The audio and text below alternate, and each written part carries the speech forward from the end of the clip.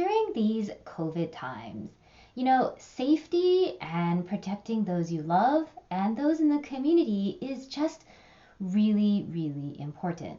But with these recent articles that have come out about illegal and unsafe weddings and the resulting infections, it's obvious that not everybody understands what you need to be doing to keep people safe. So in today's video, we're talking about COVID weddings and safety and the steps you need to take to protect people and do your part. Hi there, I'm Jamie Chang, your destination wedding planning guru and designer of joy at Mango Muse Events, the creator of Passport to Joy, the step-by-step online wedding planning course for couples, and the founder of Let's I Do This, intimate and virtual weddings in the San Francisco Bay Area.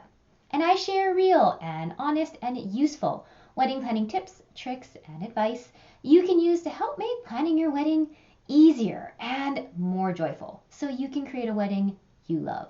Because let's face it, wedding planning is hard and can it be sometimes just downright painful. And nobody wants that. So we're bringing the joy back to wedding planning. Are you ready?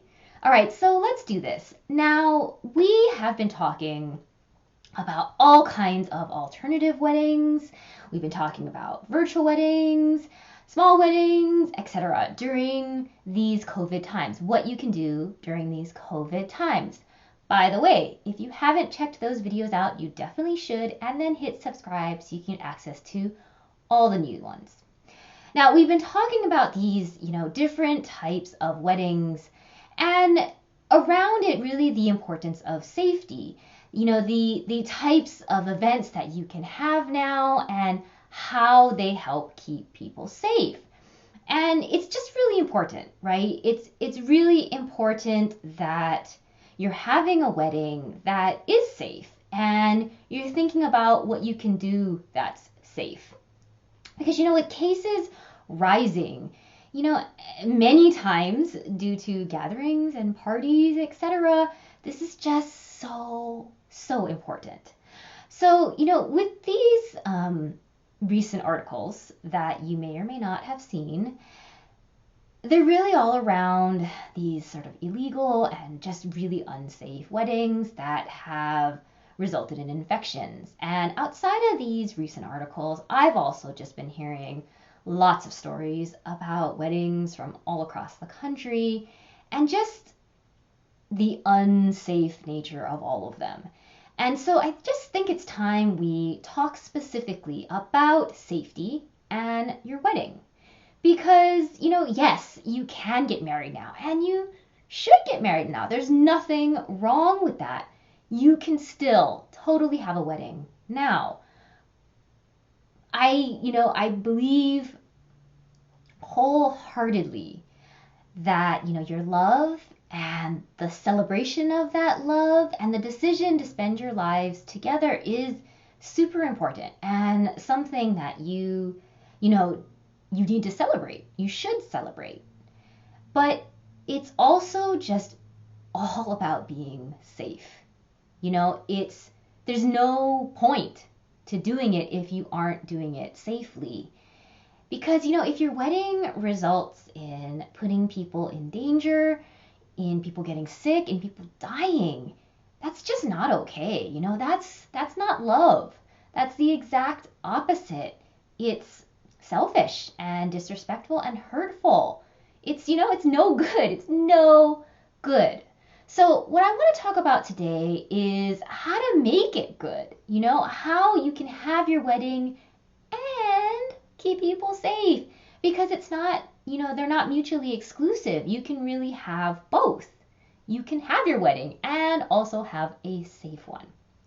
Now, before we dive into sort of the guidelines around this, obviously, every state and county is different and they all have different restrictions and will continue likely to have different restrictions.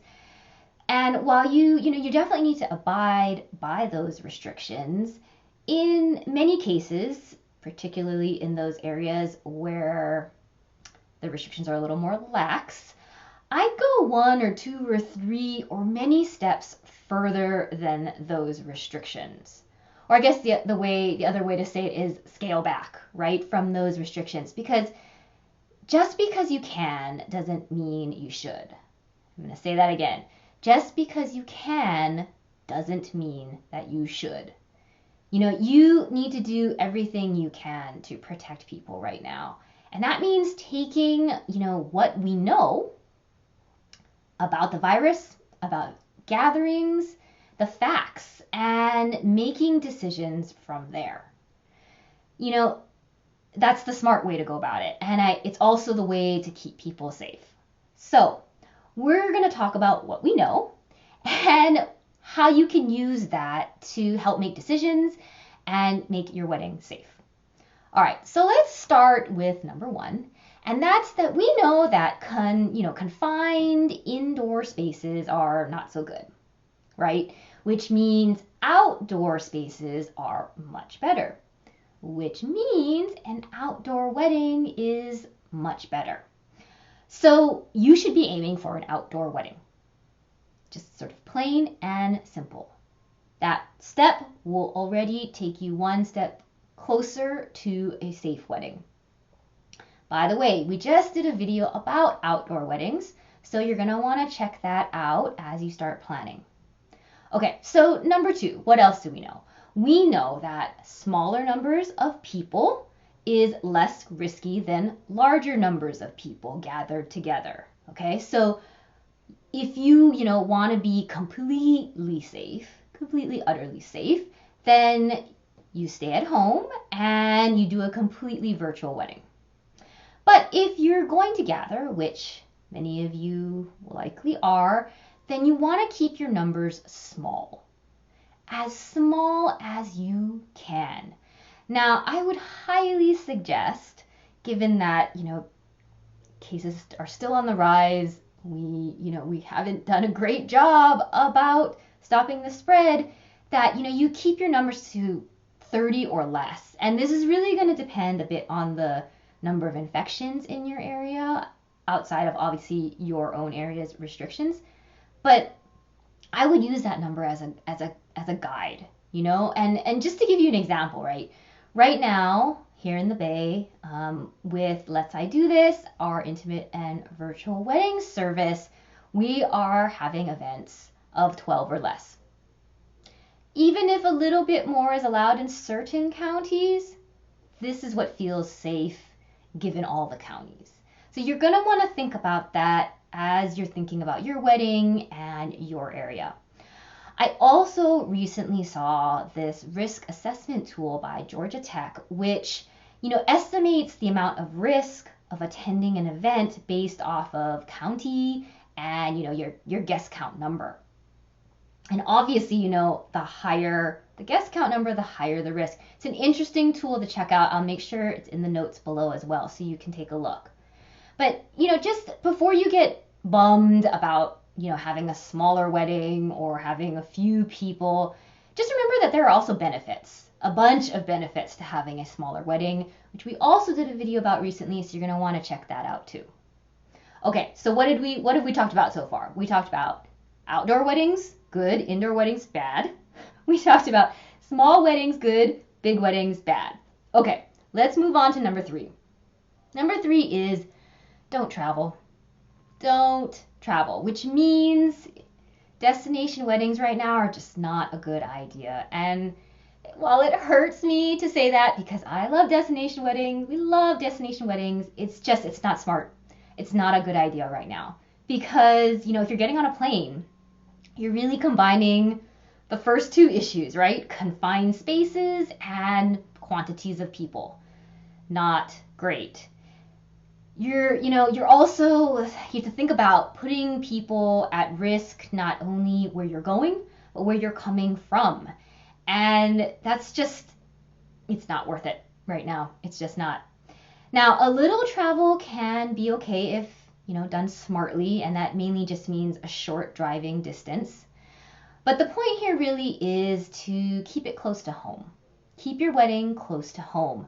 And for all those guests who, maybe would have had to travel or needed to travel to attend, have them attend virtually instead.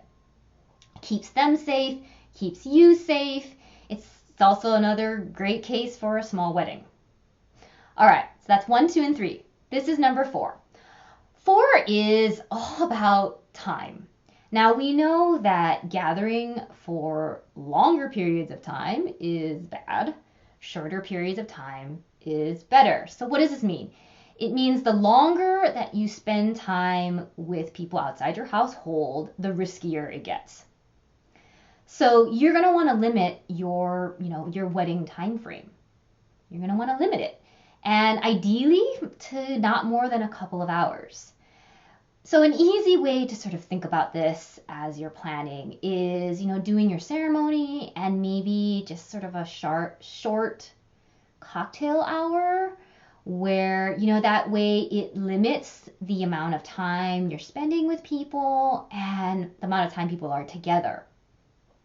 And if you want more time, there are options. There's virtual receptions, which can be super fun and also super safe. Okay, now what's another thing we know? We know that masks help protect others, right? And so having a barrier, between yourself and other people helps you to protect them. And this is what this is all about, right? This is what we're talking about, protecting people. And so wear masks. Wear your mask and require that your guests wear their masks too. I can't even stress this enough. And this is also outdoors. When you're having your outdoor wedding, wear a mask. This, what this also means as you're thinking about it, as you're thinking about your wedding, as you're thinking about your plans, is that, any activity where you have to take your mask off while you're sort of in the company of others really should be ideally kept to a minimum. So really this affects like the dinner portion of a typical wedding reception, right? And you might just want to seriously rethink or reconsider that portion of things, especially given our previous point about spending time together. It's not impossible. Obviously, there are restaurants who are doing outdoor dining, but think about it, especially once again, as it, regards the time you spend with people as a whole for your wedding. Okay. And then the last guideline here is really just social distancing. And I know we're super tired of that word, right? But keeping your distance from people you do not live with, is important to helping stop the spread. So, that means no hugs. It means, no sharing food. It means no dancing up on each other. It means not sharing tables. And I know that this is hard. It's not what you originally imagined for your wedding, but this is also how you keep people safe. So some other things to keep in mind with regards to this area is, separating households in terms of the ceremony and in terms of tables, having distance between those chairs and tables, creating space so that people can walk by each other and not be too close, not having dancing perhaps at all, or finding a way to separate people creatively, or doing it virtually like we suggested before. Those are other options too. And then, anything high touch, really needs to be either eliminated or rethought or, sanitized after each use. It's really something to keep in mind as well.